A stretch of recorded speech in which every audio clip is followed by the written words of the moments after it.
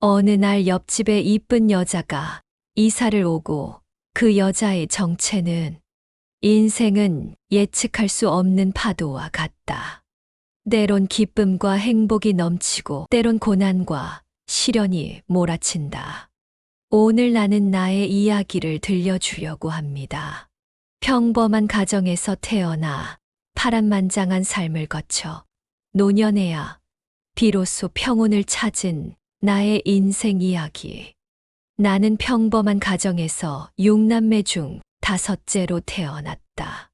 가족이 많았기에 풍족하진 않았지만 부모님은 농사를 짓고 우리 6남매를 키웠고 내가 고등학교를 막 졸업하던 때 아빠가 돌아가셨다.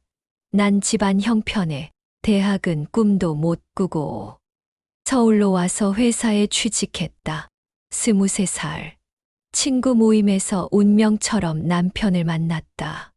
2년 가까이 연애 끝에 25살에 결혼하고 27살에 아들을 낳았다. 평범한 가정을 이루고 싶었지만 남편은 생활비를 주지 않았고 나는 여기저기 아르바이트를 하며 생계를 이어갔다. 때로는 슈퍼에서 계산원으로, 때로는 음식점에서 설거지를 하며 버텼다. 나이가 들면서는 큰 공장의 주방에서 하루 종일 밥을 하며 생계를 유지했다. 무거운 냄비를 들고 기름때 가득한 주방에서 일하는 것은 쉽지 않았지만 아이를 위해 견뎠다. 내 손은 거칠어졌고 몸은 점점 지쳐갔지만 내 아이에게만큼은 부족함 없이 키우고 싶었다. 어떤 날은 14시간이 넘는 노동을 하기도 했고 심지어 쉬는 날 없이 연속으로 일하기도 했다. 그럼에도 불구하고 남편은 여전히 무관심했다. 처음에는 싸움도 많이 했지만 이제는 무덤덤해졌다. 나이가 들면서 공장 주방에서 일하며 힘든 삶을 버텼다. 남편은 택시 운전을 하게 되었지만 여전히 집안일에는 무관심했다. 아들은 중학생이 되면서 나쁜 친구들과 어울리기 시작했고 경찰서를 드나드는 일이 잦아졌다. 남몰래 우는 시절도 많았지만 나는 포기하고 싶고 죽고 싶은 생각도 많이 했지만 내가 죽으면 이 아이는 고아가 되는 거 아닐까 하는 생각에 나는 버티며 그래도 아이를 지키려 애썼다. 그렇게 한 푼 두 푼 모은 돈은 결국 툭하면 애들 두들겨 패고 들어오는 아들의 합의금으로 사라졌다. 내 손에 쥐어지는 것은 없었지만 아이가 조금이라도 나은 길을 가기를 바라는 마음에 모든 것을 감수했다. 남편은 여전히 무책임했고 나는 홀로 모든 짐을 짊어져야 했다. 하루하루를 버티며 어떻게 하든 아이를 잘 키우려고 애썼다. 눈물로 지새운 밤이 많았지만 나는 결코 포기할 수 없었다. 그렇게 힘든 시간을 보내고 있을 때 옆집에 어떤 여자가 이사 오면서 붙어였다. 피부는 하얗고 이뻤다. 공장에서 일하는 나의 손과는 달리 고생 한 번 안 해본 손이 너무 이쁘고 그녀의 손을 볼 때면 나의 손을 숨기고 싶었고 세련된 그녀와는 다르게 초췌한 내 모습은 창피했다 하지만 이런 나를 언니 하며 잘 따르고 우리는 서로를 위로하며 언니 동생처럼 지냈다. 가끔은 같이 술도 한잔하고 같이 쇼핑도 하면서 일상의 작은 기쁨을 나누었다.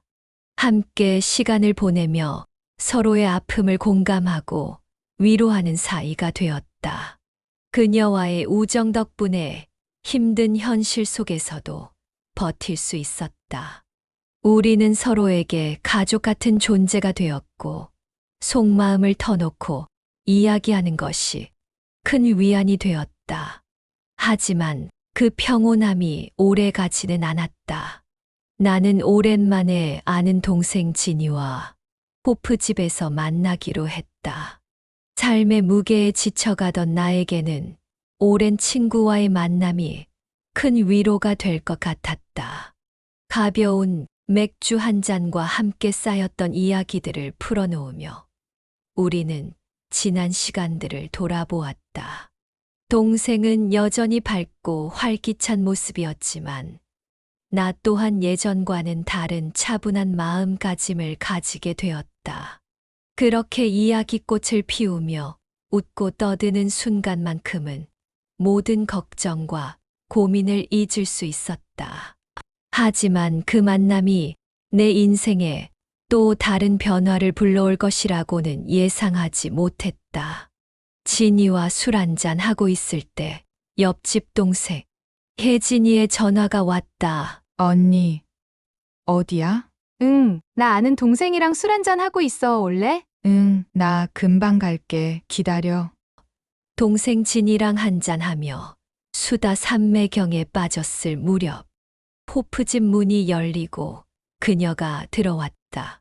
그녀가 들어오자마자 둘이 깜짝 놀랬다.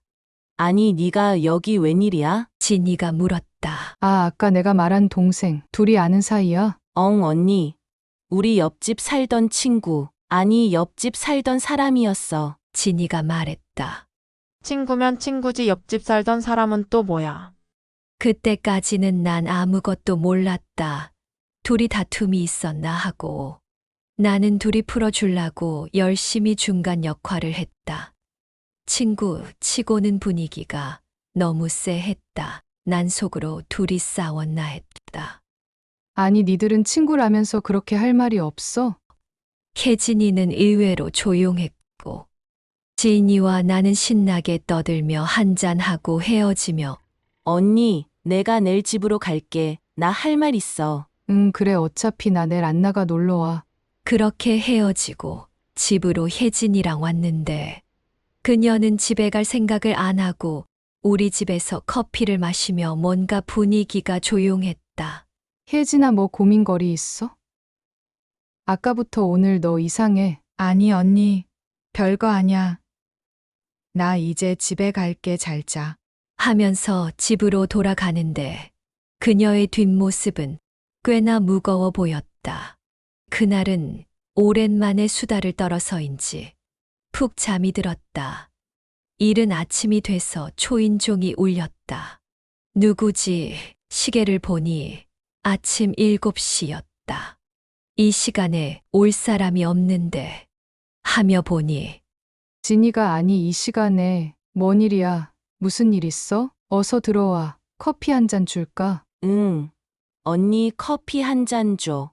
물도 한 잔 주고. 그녀의 눈은 충혈되어 있었고 잠 한숨 안 잔 모양이다.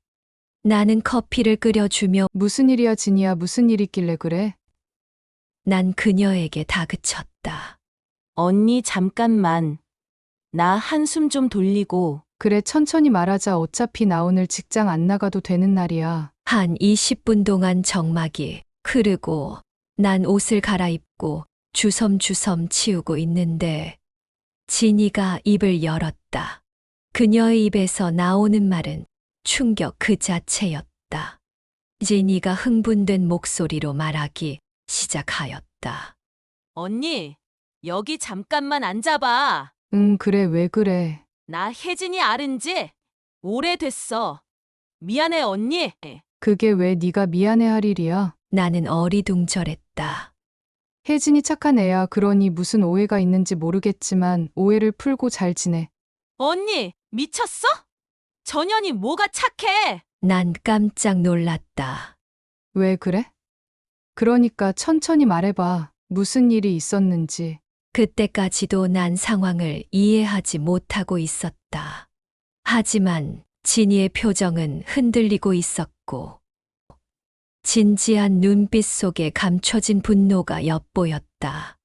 언니, 나 정말 오랫동안 참았어. 더는 숨길 수가 없어. 혜진이가 언니 옆집으로 이사 온 이유, 그리고 언니한테 그렇게 다가온 이유, 다 이유가 있었어. 그녀는 말을 멈추고 깊게 숨을 들이마셨다. 내가 조용히 고개를 끄덕이며 기다리자 그녀는 입을 열었다. 혜진이, 사실은 언니 남편이랑 오래전부터 관계가 있었어. 단순한 친구가 아니야. 그 둘은 10년 넘게 만나왔어. 순간 내 심장이 철렁 내려앉았다. 혜진이와 남편이? 아니, 말도 안 돼. 내 옆에서 그렇게 친밀하게 지냈던 그녀가 내가 힘들 때마다 손을 내밀어준 그녀가 내 남편과 그런 관계였다고? 언니, 나 정말 미안해. 그런데 이걸 말하지 않으면 안 될 것 같았어. 난 언니가 상처받을까 봐 두려웠어. 그래서 입을 다물고 있었어. 하지만 이제는 더는 못 참겠어. 나는 할 말을 잃었다. 세상이 무너지는 기분이었다. 머릿속이 새하얘졌고 심장이 요동쳤다. 나는 한동안 아무 말도 하지 못했다. 언니한테 숨겨서 미안해. 하지만 난 언니가 알게 되면 형부랑 이혼할까봐 말할 수가 없었어. 이제는 숨기면 안 될 것 같아. 사실은 혜진이 우리 옆집 사는 아이였어. 나랑 친하게 되어 혜진이 집에 놀러 가게 되었는데 혜진이 집에서 우연히 액자 사진에 형부랑 같이 찍은 사진이 있는 거야. 아니, 놀라지 말고 꼭 내 이야기 끝까지 들어봐. 물은 한 컵 벌컥벌컥 마시더니 이야기를 이어갔다. 누구냐고 물어보니 망설이지도 않고 지난 편이라는 거야. 그래서 모른 척하고 더 뒤를 캐보았지. 어제, 오늘 만난 사이가 아니고 10년 전에 만나 지금까지 만나고 있다는 거야. 그랬다. 남편이 그 옆집이 나하고 친한 지인의 집인 걸 몰랐다. 언니, 정신 좀 차려봐. 난 쓰러지고 눈을 뜨니 진이가 옆에서 울고 있었다. 언니 괜찮아? 이럴까봐 내가 말을 못하고 두 사람한테 조용히 헤어지라고 한 건데 아니야. 괜찮아. 난 그때 둘이 안 헤어지면 언니한테 말하겠다고 해서 둘이 이사하고 헤어졌다고 해서 그런 줄 알았지. 근데 간도 크게 언니 옆집으로 이사 와서 그것도 언니랑 친하게 언니 동생 하며 뻔뻔스럽게 지내고 있는 줄 누가 알았겠어. 어제 보니 분노가 치밀지. 언니 이제 어떻게 해? 아니야. 괜찮아. 하면서 애써 태연한 척했다. 그렇게 진이가 몇 시간 후 돌아가고 난 조용히 혜진이를 불렀다. 혜진이니? 너 우리 집 좀 와봐. 그녀의 목소리는 올게 왔다는 걸 아는지 떨리는 목소리로 네, 알았어요. 하고 조금 있다가 왔다. 그리고 혜진이가 문을 열고 들어왔다. 그녀는 내 얼굴을 보더니 어색하게 미소를 지었다. 언니, 왜 그래? 나는 천천히 고개를 들었다. 눈앞에 그녀를 바라보며 겨우 입을 뗐다. 혜진아, 너랑 내 남편 무슨 관계야? 그녀의 얼굴이 순간 굳어졌다.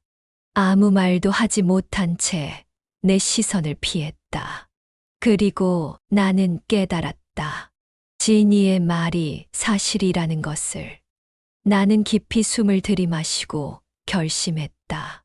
이제는 더 이상 참지 않겠다고. 이제는 내 인생을 다시 되찾아야 한다고. 일단 앉아봐. 그리고 조근조근 난 물었다. 어떻게 만났고 만난 지 얼마나 되었고 앞으로 어떻게 할 건지. 남편을 만난 지는 10년이 넘었고 그러니까 남편은 그동안 두 집 살림을 한 거였다. 진이가 알게 되었고 남편이 등잔불 밑이 어둡다며 우리 집 옆집으로 이사하자는 거였단다. 기가 막혀 말문이 탁 막혔다. 그래서 앞으로 어떻게 할 건데? 생각이 있으니 옆으로 이사 오고 한 거 아니야.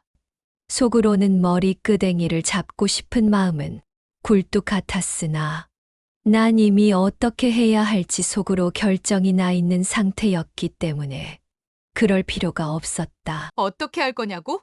이렇게 여기 옆으로 이사까지 왔으면 무슨 생각이 있었을 거 아냐? 그녀는 조용히 고개만 숙이고 있었다. 그러고 있는 사이 남편이 들어왔다. 아마도 내가 불렀다는 소리를 듣고 온 모양이다. 남편은 혜진이 옆에 조용히 앉았다. 둘이 어떻게 할 거야? 둘은 아무 대답도 못하고 침묵만 흘렀다. 내가 말했다. 둘이 살아. 난 남편 필요 없어. 어차피 지금까지 네가 나한테 해준 게 뭐 있니? 아들한테 해준 게 뭐 있니? 지금까지 한 번도 막말을 안 해본 내 입에서 이제 남편에 대한 존댓말은 없어졌다. 남편이 입을 열었다. 미안해. 당신 그냥 지금처럼 이렇게 살면 안 돼? 뭐라고? 그게 지금 터진 입이라고 말하는 거야? 난 쏘아 붙였다. 아, 그럴 작정으로 우리 집 옆으로 이사 온 거구나. 참 기가 막혀서. 더 이상 무서울 것도 겁도 없었다.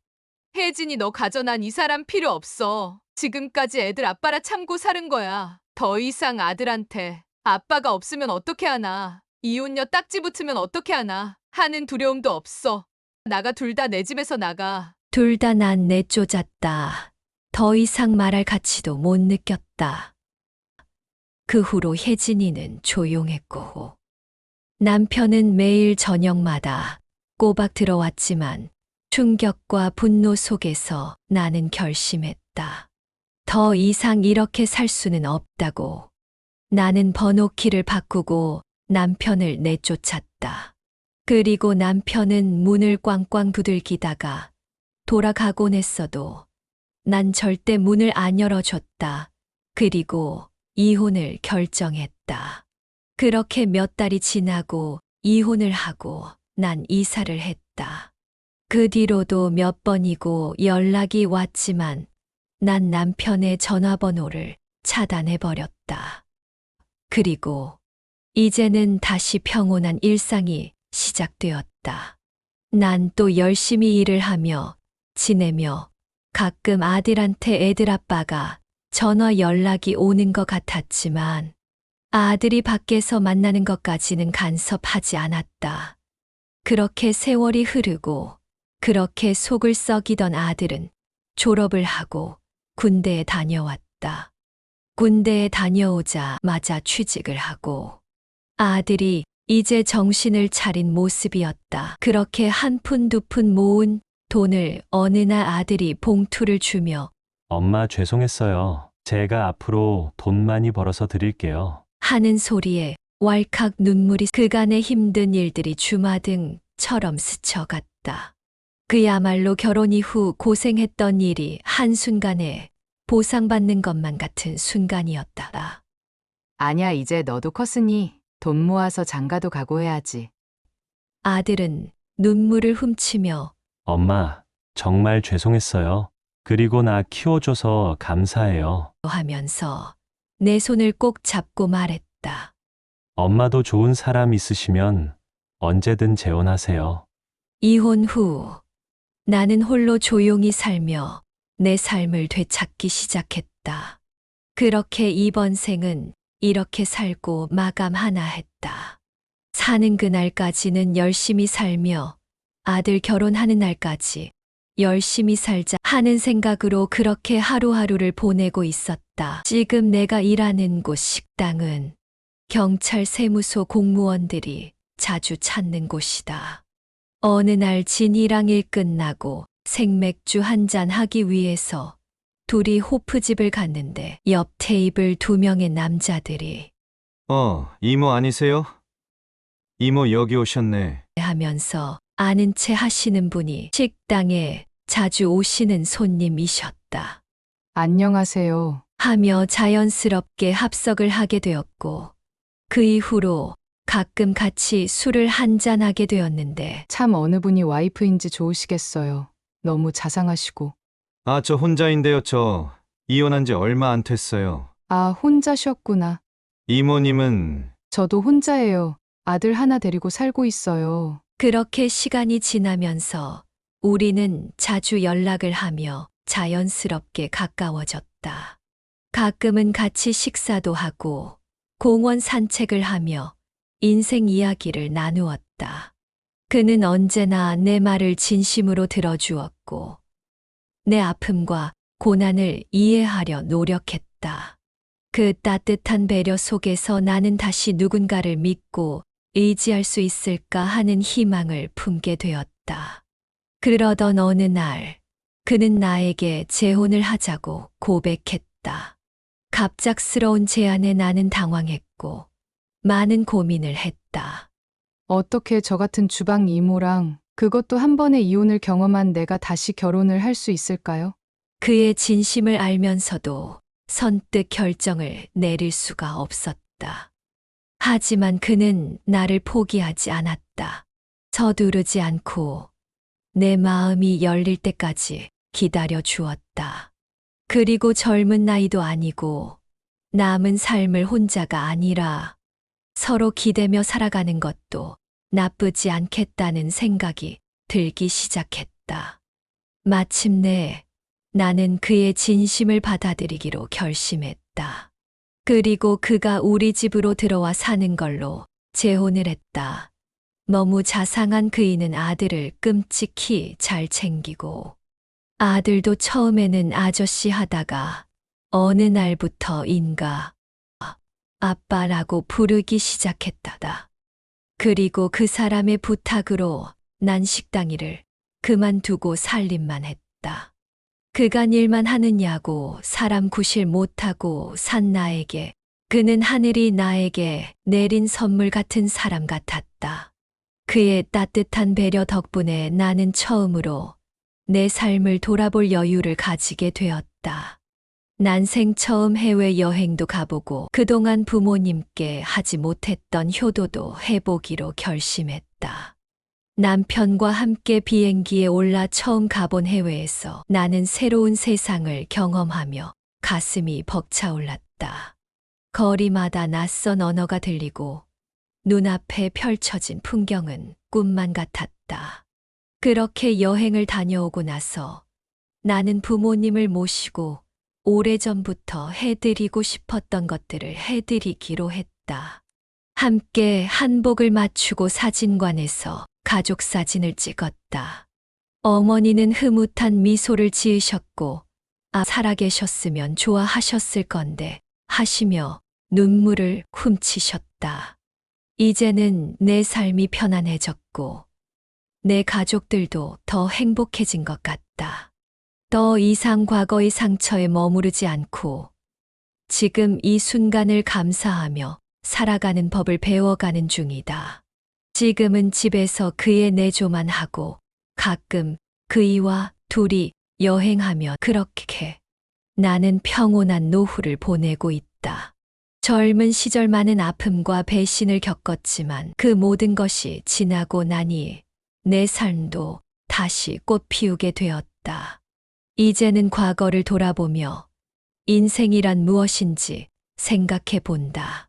중요한 것은 상처에 머무르지 않고 나 자신을 위한 삶을 선택하는 것이다. 내 인생이 누군가에게 작은 위로와 용기가 되었기를 바란다. 인생은 언제든 다시 시작할 수 있다. 포기하지 말고 나 자신을 사랑하자.